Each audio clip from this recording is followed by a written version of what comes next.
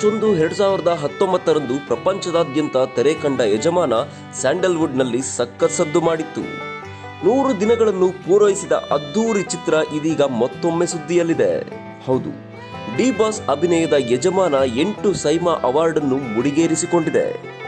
Best actor, best director, best music director, best playback singer, best actress, best comedian, best supporting role ಹಾಗೆ best movie ಅವಾರ್ಡ್ಗೆ ಯಜಮಾನ ಪಾತ್ರವಾಗಿದೆ.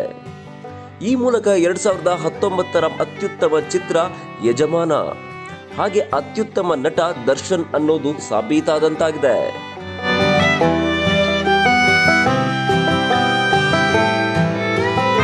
ಇನ್ನು ಇದೇ ತಂಡದಿಂದ ಈಗಾಗಲೇ ಕ್ರಾಂತಿ ಚಿತ್ರದ ತಯಾರಿ ನಡೀತಾ ಇದೆ.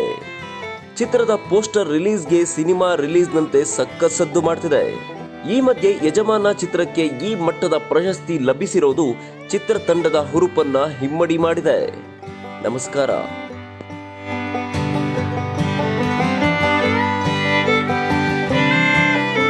ಈ ಮಾಹಿತಿ ನಿಮಗೆ ಇಷ್ಟವಾಗಿದ್ರೆ ಲೈಕ್ ಮಾಡಿ, ಶೇರ್ ಮಾಡಿ, ಹಾಗೆ ನಮ್ಮ ಕೋಸ್ಟಲ್ ಕನ್ನಡ ಯೂಟ್ಯೂಬ್ ಚಾನಲ್ಗೆ ಸಬ್ಸ್ಕ್ರೈಬ್ ಮಾಡಿ. ನಮ್ಮ ಹೆಚ್ಚಿನ ಅಪ್ಡೇಟ್ಸ್ಗಳಿಗಾಗಿ ಕೋಸ್ಟಲ್ ನೆಟ್ವರ್ಕ್ ಇನ್ಸ್ಟಾಗ್ರಾಮ್ ಪೇಜ್ ಹಾಗೆ ಫೇಸ್ಬುಕ್ ಪೇಜ್ಗೆ ವಿಸಿಟ್ ಮಾಡಿ. ಧನ್ಯವಾದಗಳು.